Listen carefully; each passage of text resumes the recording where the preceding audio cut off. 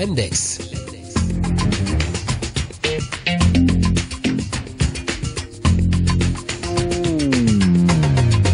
Une analyse de l'actualité canadienne et internationale. L'Index est une émission qui vous est proposée par Selim sur Radio-Québec Plus.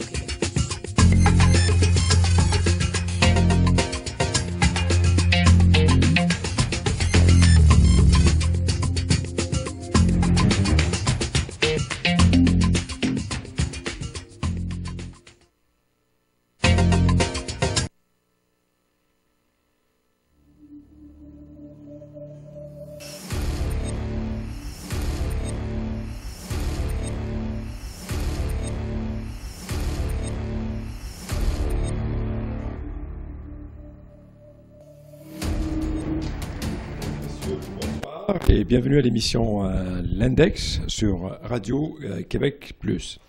Ce soir, j'ai choisi de vous parler de ce grand problème qui commence à prendre une ampleur internationale, à savoir la place des musulmans américains aux États-Unis suite à l'accession justement de Donald Trump à la magistrature suprême aux États-Unis. Donc le nouveau locataire de la Maison-Blanche qui, durant les 7 premiers jours de sa présidence, nous a déjà montré ses couleurs, il nous a déjà dévoilé pratiquement toutes ses intentions. Une stigmatisation certaine de la communauté musulmane et des citoyens musulmans américains qui vivent là-bas, mais également tous les musulmans qui vivent ailleurs. Si vous vous rappelez bien, durant la campagne électorale, justement, Donald Trump avait parlé d'un ban de tous les musulmans, interdire l'accès des États-Unis à tous les musulmans. Bien évidemment, à cette époque-là, beaucoup de juristes, beaucoup de politiciens, de sénateurs, etc., y compris le vice-président Pence, qui avait envoyé un tweet le 8 décembre 2015 pour dire que le fait de parler, d'interdire l'accès aux musulmans aux États-Unis est quelque chose qui est contre la Constitution américaine. Depuis, bien évidemment, beaucoup d'eau a coulé sous les ponts et beaucoup de sang a coulé dans les pays musulmans. Et Mike Pence a changé d'avis. Et voici que Donald Trump a décidé aussi de mettre en œuvre ce qu'il promettait durant la campagne électorale. Mais permettez-moi d'abord, avant de vous parler de ça, de faire le lien avec la journée d'hier. La journée d'hier, on célébrait justement et on soulignait en souvenir de l'Holocauste, de ce grand massacre qui a touché les Juifs durant la Deuxième Guerre mondiale et avant la Deuxième Guerre mondiale. Et justement, je vais utiliser cet élément historique pour établir des liens et souligner certaines ressemblances avec l'époque à laquelle nous vivons aujourd'hui. En 1939, un bateau qui battait pavillon allemand à l'époque, qui partait du port de Hambourg en Allemagne, avec à son bord 937 passagers. 937 passagers dont la quasi-totalité, pratiquement la majorité, étaient des Juifs qui venaient de l'Europe de l'Est, mais aussi de l'Allemagne, et qui fouillaient, bien évidemment, les exactions, la stigmatisation du Troisième Reich. La destination de ce bateau-là, qui s'appelait donc le Saint-Louis, c'était Cuba.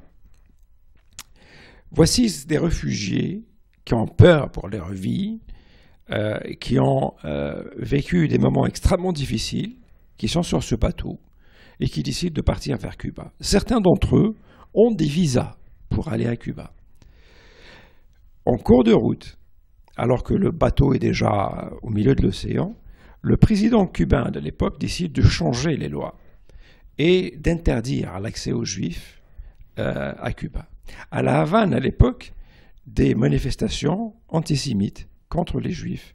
Et on disait justement, souvenez-vous bien, en 1939, il y a à peu près la Grande Dépression économique et tout ça, on disait, on ne peut pas accepter des Juifs qui viennent ici parce qu'ils vont justement voler le job et déjà nous souffrons, nous n'avons pas assez d'emplois ici.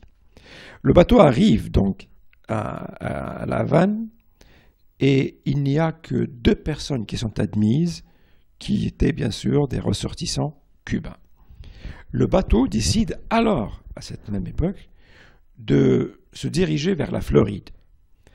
Ils arrivent, et on commence déjà à voir les lumières de Miami, et on leur fait comprendre que ce bateau-là ne peut pas rentrer justement dans le port de Miami.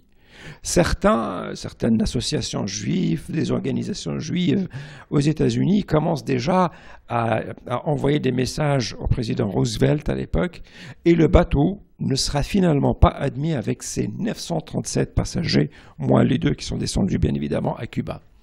Le bateau retourne en Europe avec ses réfugiés. Une fois arrivé en Europe, on commence bien évidemment à un peu ventiler ces juifs sur les pays européens, un peu en France, en Angleterre, en Espagne, etc. Qu'est-ce qui va arriver à ce moment-là? Bien sûr, on donne asile à ces juifs-là et on leur dit c'est temporaire. Et vous devez partir, vous devez quitter le territoire dès le moment où vous trouvez un endroit ailleurs où vous pouvez aller vivre. Et bien sûr, ils donnent de l'information sur les familles d'accueil, la parenté qu'ils ont dans ces pays-là, etc. Ils donnent leurs adresses, ils remplissent des formulaires, ils donnent toutes les informations possibles et imaginables. 1939, quelques mois plus tard, l'Allemagne arrive, elle occupe presque la totalité de l'Europe. Et bien sûr, ces juifs-là, le quart de ces juifs-là sera massacré par les soldats allemands, par la Gestapo, etc., parce qu'ils avaient accès à de l'information. Je vous rappelle encore, là c'est en 1939. En 1942, un juif américain, un juif arrive de l'Allemagne vers les États-Unis. Il est justement arrêté par le FBI. Et on l'accuse de quoi? On l'accuse d'être un espion des Allemands. On dit à l'époque qu'on lui a redonné 7 000 $. Certains disent que oui, cette personne-là était réellement un espion allemand, un juif qui travaillait pour les Allemands. Aussi paradoxal que cela puisse paraître. Justement, les autorités de l'époque vont utiliser cet élément-là pour interdire l'accès à tous les juifs à une certaine époque en disant, bien évidemment, tous ces gens-là ne sont que des espions allemands. Tous les juifs qui voulaient se rendre à l'époque aux États-Unis étaient considérés comme un espion potentiel des Allemands. Et on disait exactement la même chose.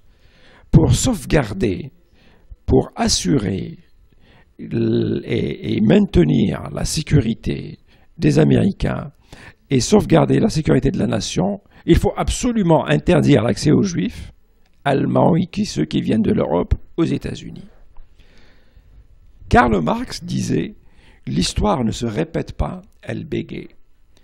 Et voici qu'en 1917, un président américain décide d'interdire l'accès au territoire américain aux musulmans, pratiquement pour les mêmes raisons et pour les mêmes motivations. Protéger les Américains, garantir la sécurité justement de la nation américaine, de peur de ce terrorisme islamique comme on le présente aux États-Unis. On interdit donc à ces gens-là de rentrer aux États-Unis. Et remarquez bien qu'avant tout cela, il y a eu une campagne extraordinaire, inouïe, de diabolisation des musulmans. Et quand on diabolise, on déshumanise. Et quand on déshumanise, on encourage et on autorise tous les excès et toutes les horreurs contre ces segments de la population. Ça devient « Ah, ce ne sont que des Arabes, ce ne sont que des musulmans ». Je vous rappelle que ces paroles-là ont été prononcées une fois par un responsable américain, Madame Albright, qui aujourd'hui nous dit qu'elle est prête à s'enregistrer comme musulmane si, justement, de Donald Trump créer un registre pour les musulmans américains qui vivent là-bas.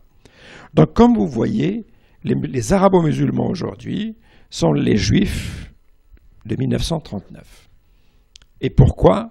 Justement parce que c'est le même type de fascisme, le même type de racisme, de xénophobie, de haine, la même idéologie de droite. Je vous rappelle que le nazisme aussi, c'était du nationalisme. Je vous rappelle aussi que le nazisme aussi, il disait l'Allemagne d'abord. Je vous rappelle aussi que le nazisme disait aussi que l'Allemagne est un pays qui est menacé par tout le monde et qu'il faut se protéger contre tout le monde et qu'il faut interdire l'accès à l'Allemagne à tout le monde. Et nous sommes en train de vivre exactement la même chose aujourd'hui avec la plus grande puissance. Je vous l'ai déjà dit une fois, je vous rappelle, George W. Bush, quand il avait déclaré la guerre contre les talibans, qu'est-ce qu'il nous disait? Les terroristes s'attaquent à nos valeurs. Ils veulent changer justement nos sociétés.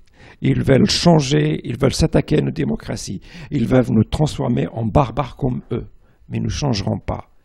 En vérité, les terroristes ont gagné puisqu'ils ont changé les pays occidentaux.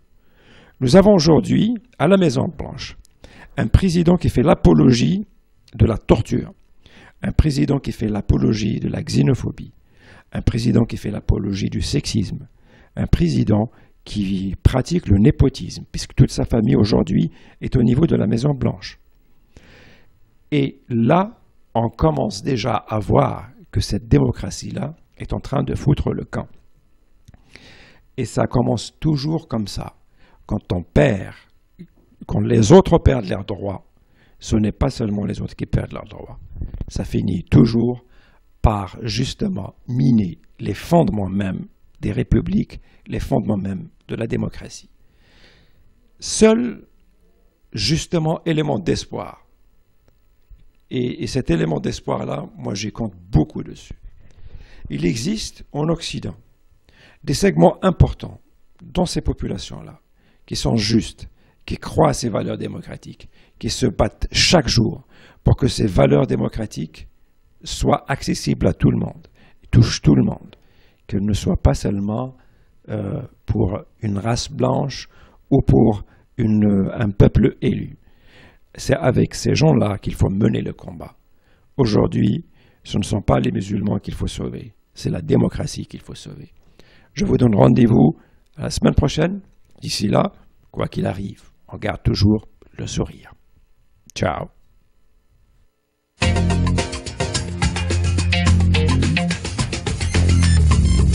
L'Index.